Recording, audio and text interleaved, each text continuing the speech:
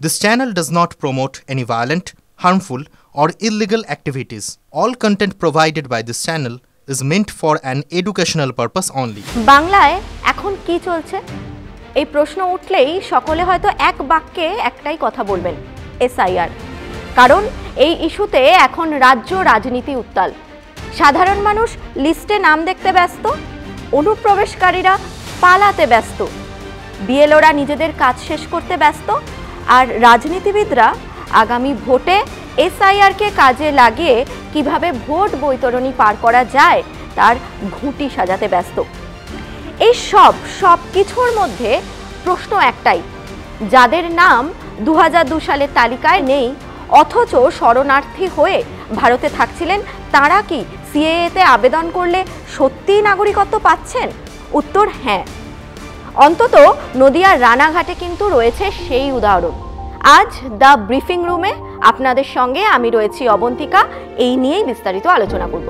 এক বাংলাদেশি হিন্দু দম্পতি, তারা কিন্তু সদ্যই হাতে পেয়েছেন এই শংসাপত্র, তাও আবার আবেদনের 1 মাসের মধ্যেই। যদি তারা এই শংসাপত্র পান তাহলে কি মতুয়ারাও পাবেন এদেশের নাগরিকত্ব? দেখুন, এসআইআর প্রক্রিয়া শুরুর পর থেকেই প্রতিবাদে অনশনে বসেছিলেন মতুয়াদের একাংশ। তাদের বক্তব্য, এসআইআর হলে অনেক মতুয়ার নাম বাদ যাবে। তার প্রতিবাদে সরব হন মমতা বালা ঠাকুরপন্থী মতুয়ারা। ঠাকুর বাড়িতে বড়মার ঘরের সামনে আমরণ অনশন শুরু করেন তারা।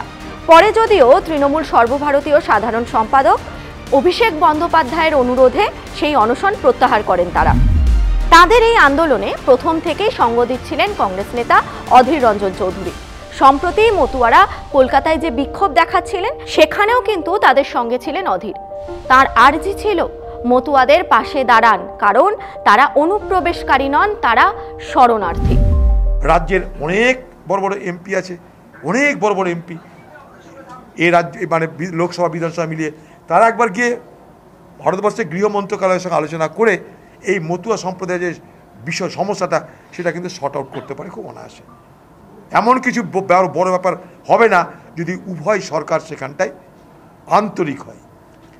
মাঝখানটায় ছড়িয়ে আছে অবিশ্বাস আর অবিশ্বাস, ভয় অবিশ্বাসের বাতাবরণ তৈরি করে রাখা হচ্ছে নির্বাচনী রুটি সেকে নির্বাচনী বৈতরণী পার হওয়ার জন্য। অপরদিকে মতুয়ারা বলছেন তাদের নিঃশর্ত নাগরিকত্ব দিতে হবে।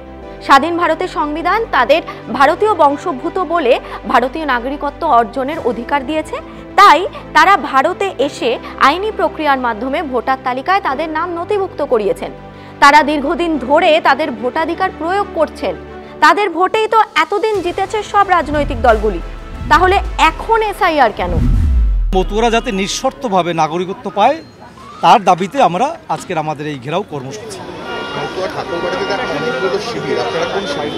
আমরা মতুয়াই আছি, আমরা আমাদের যে নেত্রী আছেন, যে সংঘাধিপতি, তিনি মমতা বালা ঠাকুর আছেন। এই মতুয়াদের মিছিলে যখন সোমবার রাজপথে চড়ছিল পারদ, সেই সময় নদিয়ার রানাঘাট থেকে খবর এলো তাহেরপুরের এক হিন্দু দম্পতি হাতে পেয়ে গিয়েছেন ভারতের নাগরিকত্বের সার্টিফিকেট। জানা গেল প্রায় 33 থেকে 34 বছর আগে বাংলাদেশ ছেড়ে পদ্ম শিকদার ও তার স্বামী লাতুরাম শিকদার এসেছিলেন ভারতে। এখানে এসে তাহেরপুর থানার অন্তর্গত কামগাছি জয়পুরে থাকছিলেন দীর্ঘদিন ধরে। এরপর 26-এর ভোটের আগে বাংলায় এসআইআর শুরু হয়। 2002 সালের তালিকায় নাম ছিল না শিকদার দম্পতির। তবে কেন্দ্রীয় স্বরাষ্ট্র মন্ত্রকের নির্দেশ অনুযায়ী তাঁরা বিজেপির ক্যাম্পে গিয়ে নাগরিকত্বের আবেদনপত্র জমা দেন। 10ই অক্টোবর আবেদন করেছিলেন আর 19শে নভেম্বর হাতে পেলেন সার্টিফিকেট।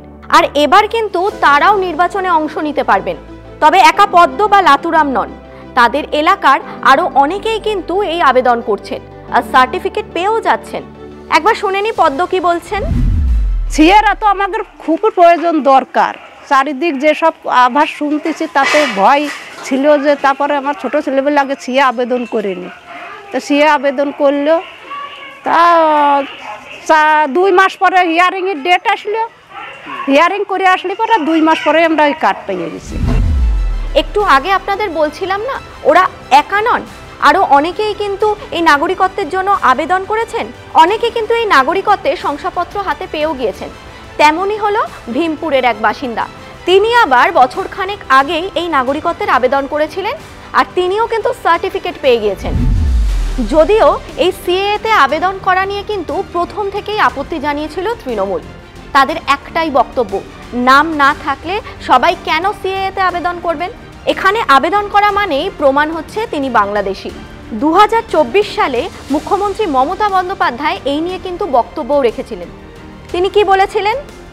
মমতাকে বলতে শোনা গিয়েছিল, ভোটের আগে ভয় দেখাতে চাইছে কেন্দ্র, আবেদন করলেই নাগরিক হয়ে যাবেন অনুপ্রবেশকারীরা, এনআরসির সঙ্গে যুক্ত সিএএ পাঠিয়ে দেবে ডিটেনশন ক্যাম্পে। আর বিজেপি কি বলছে? এরকম ভুরি ভুরি ডকুমেন্টস আছে আমার বিধানসভা কেন্দ্রের মধ্যে। গতকালকেই একজন বৃদ্ধ এবং বৃদ্ধা সিএ তার সার্টিফিকেট চলে এসছে।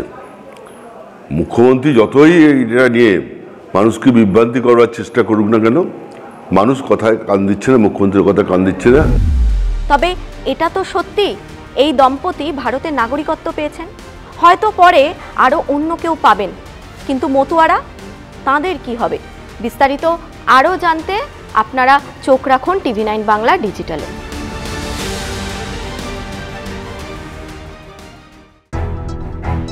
আবারও এসে গেল TV9 বাংলা ঘরের বায়োস্কোপ অ্যাওয়ার্ড। সেরা বাছাইয়ে শামিল আপনিও। বাংলা সিরিয়ালে আপনার পছন্দের সেরা জুটি কারা? ইন্দ্রজিৎ তৃণা, পরশুরাম আজকের নায়ক, সৌম্যদীপ অঙ্কিতা, জগদ্ধাত্রী, আরিয়ান রিখিয়া, ভিডিও বৌমা, রিয়াজ অয়ন্নাথ বৌচুরি। tv9bangla.com/ঘরের বায়োস্কোপ সাইটে গিয়ে ভোট দিন আপনার পছন্দের সেরা জুটিকে। TV9 বাংলা ঘরের বায়োস্কোপ অ্যাওয়ার্ডস আসছে TV9 বাংলায়।